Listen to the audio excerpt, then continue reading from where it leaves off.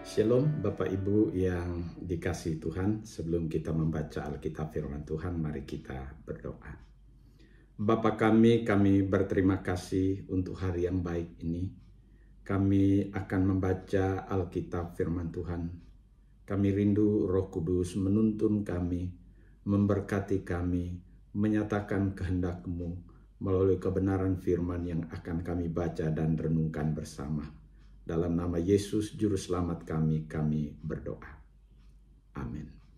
Bapak, Ibu, dan saudara yang dikasihi Tuhan, bagian firman yang menjadi pembacaan kita hari ini terambil dari Injil Lukas pasal yang ke-9, bacaan ayat yang ke-28 sampai dengan ayat yang ke-36. Saya akan membacakannya untuk kita, demikian firman Tuhan. Kira-kira 8 hari sesudah segala pengajaran itu, Yesus membawa Petrus, Yohanes, dan Yakobus, lalu naik ke atas gunung untuk berdoa. Ketika ia sedang berdoa, rupa wajahnya berubah dan pakaiannya menjadi putih berkilau-kilauan. Dan tampaklah 2 orang berbicara dengan dia, yaitu Musa dan Elia. Keduanya menampakkan diri dalam kemuliaan dan berbicara tentang tujuan kepergiannya yang akan digenapinya di Yerusalem. Sementara itu Petrus dan teman-temannya telah tertidur, dan ketika mereka terbangun, mereka melihat Yesus dalam kemuliaannya dan kedua orang yang berdiri di dekatnya itu.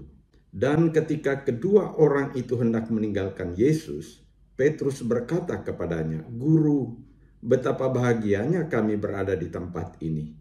Baiklah kami dirikan sekarang 3 kemah, 1 untuk engkau, 1 untuk Musa, dan 1 untuk Elia." Tapi Petrus tidak tahu apa yang dikatakannya itu. Sementara ia berkata demikian, datanglah awan menaungi mereka. Dan ketika mereka masuk ke dalam awan itu, takutlah mereka. Maka terdengarlah suara dari dalam awan itu yang berkata, "Inilah anakku yang kupilih, dengarkanlah dia." Ketika suara itu terdengar, tampaklah Yesus tinggal seorang diri, dan murid-murid itu merahasiakannya, dan pada masa itu mereka tidak menceritakan kepada siapapun apa yang telah mereka lihat itu. Bapak, Ibu, saudara yang dikasihi Tuhan, peristiwa Tuhan Yesus dimuliakan di atas bukit adalah peristiwa yang sangat penting. Peristiwa yang menegaskan keberadaan Yesus yang adalah Mesias, Juru Selamat yang tidak lama lagi akan ke Yerusalem untuk menggenapkan karya penyelamatan melalui jalan salib. Kehadiran Musa dan Elia dalam peristiwa yang sangat penting ini pun adalah penegasan tentang siapa sesungguhnya Kristus.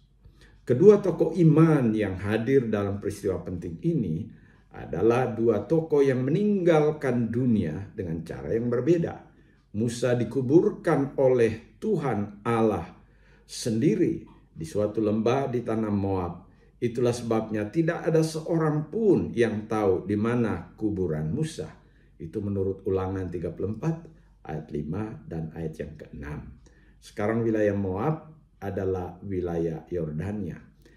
Sedangkan Elia diangkat Tuhan dalam angin badai dengan kereta berapi menurut 2 Raja-Raja pasal 2 ayat yang ke-11. Seorang penafsir Wycliffe menyatakan bahwa kedua tokoh ini mewakili hukum Taurat dan para nabi. Sangat disayangkan saksi penting yang diajak Tuhan Yesus dalam peristiwa Tuhan Yesus dimuliakan, dan ketika Tuhan Yesus bersama Musa dan Elia yang sedang membicarakan tujuan penyelamatan yang akan digenapi di Yerusalem, ayat 30-31, murid-murid Tuhan Yesus yang diajak hadir dalam peristiwa penting ini malahan tertidur. Mereka telah kehilangan momen penting yang semestinya mereka dalam keadaan terjaga. Mereka hanya menyaksikan momen terakhir dari peristiwa itu. Seorang teolog Perjanjian Baru yang sangat dikenal dengan tafsirannya, yaitu William Barclay, menuliskan, jemaat Tuhan masa kini juga sering kehilangan hal-hal penting dalam kehidupannya ketika Tuhan hendak menyatakan kasih dan kehendaknya bagi kita. Karena kita lebih memilih dalam tanda kutip tidur, suatu sikap yang seolah-olah menganggap peristiwa yang penting bagi Kristus tidak penting bagi kita. Padahal bagi Elia dan Musa yang hadir itu sangatlah penting. Tentu tidak ada yang salah dengan tidur. Tetapi kita dapat menentukan dan memilih tempat di mana kita tidur. Dan di mana kita harus melihat, mendengar apa yang Tuhan kehendaki bagi kita. Dalam kehidupan kita hadir dalam ibadah. Tentu jemaat Tuhan tidak hadir untuk tidur di ruang ibadah. Sebab kita tahu di mana tempat kita untuk tidur. Pertanyaan sederhana, bagaimana dengan kita? Kiranya Tuhan Yesus menolong kita. Amin. Mari kita berdoa. Bapa kami yang baik, terima kasih untuk firman Tuhan.